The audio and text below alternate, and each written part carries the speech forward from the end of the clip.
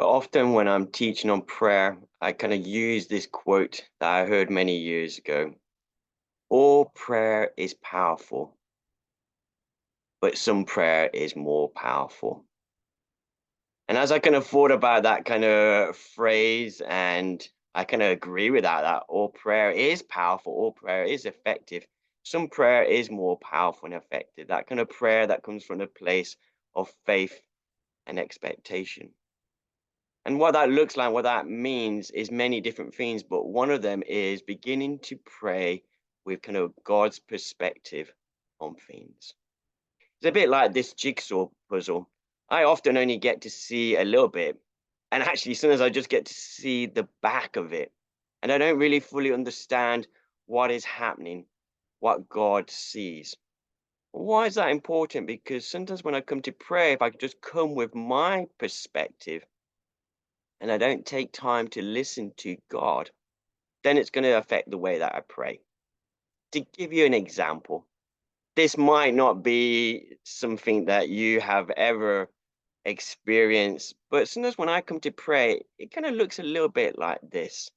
It's like I'm going to God and going, "Hey, God, have you seen the news or have you read this? Are you aware of this?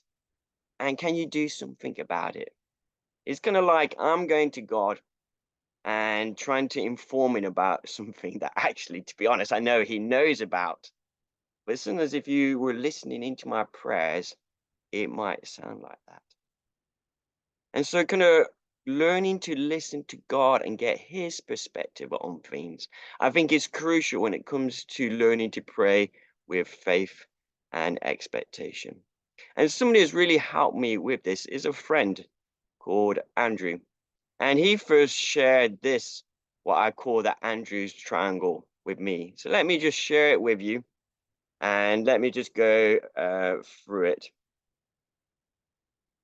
So as you look at this triangle, you kind of see three different things. You got God, you got us, and you got the issue or the situation that you are praying.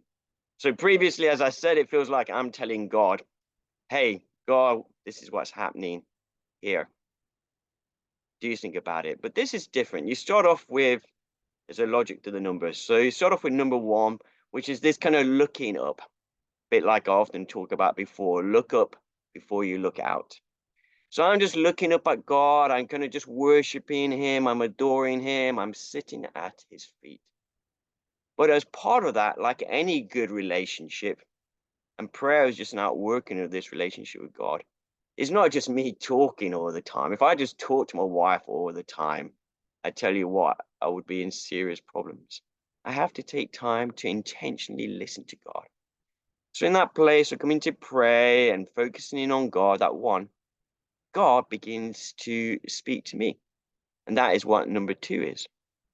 He begins to tell me not just maybe things that I should pray about, and it might be some of the things that are on my mind, but he also begins to tell me how to pray for those things. And then three is my response to that.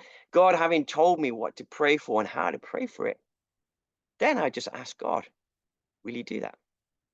And four is God moving in response to that prayer. It makes sense on a whole load of different levels. As a dad, I love it when my children come to me and ask me for something that I already want to give them or do for them. And it's the same when it comes to God. What does this look like? Let me give you a really practical example. As many of you know, I used to work in Egypt for a number of years. And I happened to be out of the country kind of when the revolution kicked off many years ago. But I was in the UK and many people wanted to pray about what was happening there. They could see it was all over the news. And there was a real fear at that time that a particular group called the Muslim Brotherhood were going to come into power. And most Christians felt that they should pray against this. And they came to me and they said, "What do you think?" And I was like, "I don't know. Let us just pray and ask God how he wants us to pray." You see, I remember what God did and is doing in Iran. I remember that in the late 70s, most people thought that the Ayatollah Khomeini coming into power would be the worst thing ever to happen. And yet now, as we look back in history, we see that was a turning point in what God was doing in Iran. If we hadn't taken time to listen to God and ask him what to pray and how to pray, it might have been completely different. And I think that was the case in Egypt.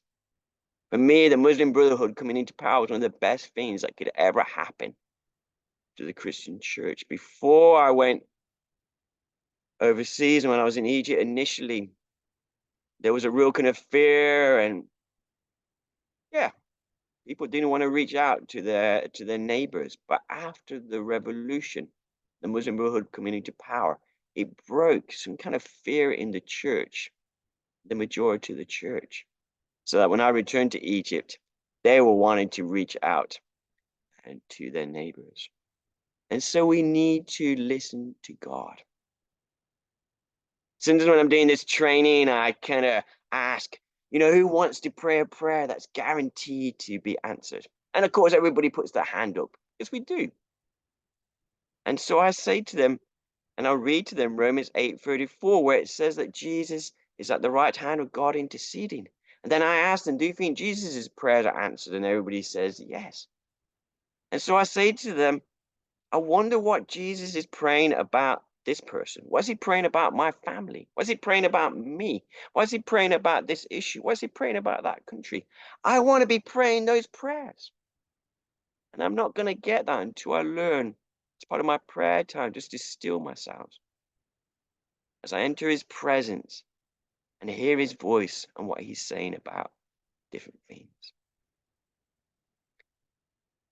Another way of looking at it, just from a quote I read many years ago, it says this: ask God to give you a redemptive revelation, to dream his dreams.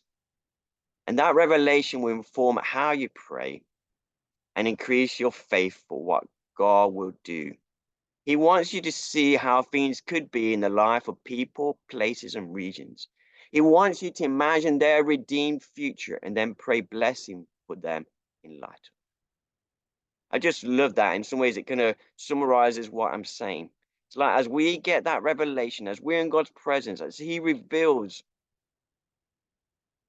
what and how we should pray, it will inform it. And because we know that we're coming from this place of the God who's given this revelation, it will increase our faith and expectation for what God do.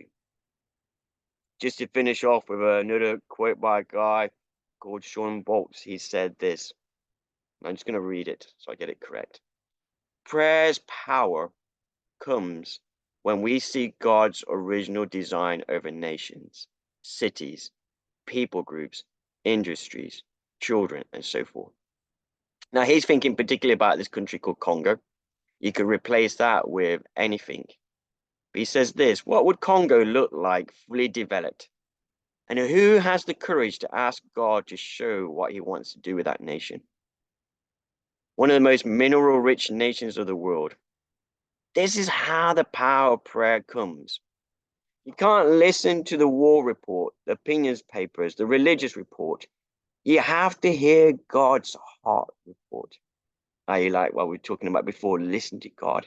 His original plan and design and his current plan of action. It will go against what you have seen and heard.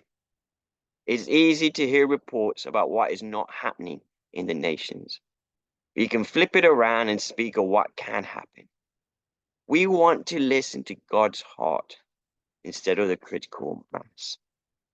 And so if we want to be people that pray prayers that can just shape situations, that can shape nations, we need to take time to be in God's presence, to hear what he is saying about those, his redemptive, his original plan for those nations, for those situations.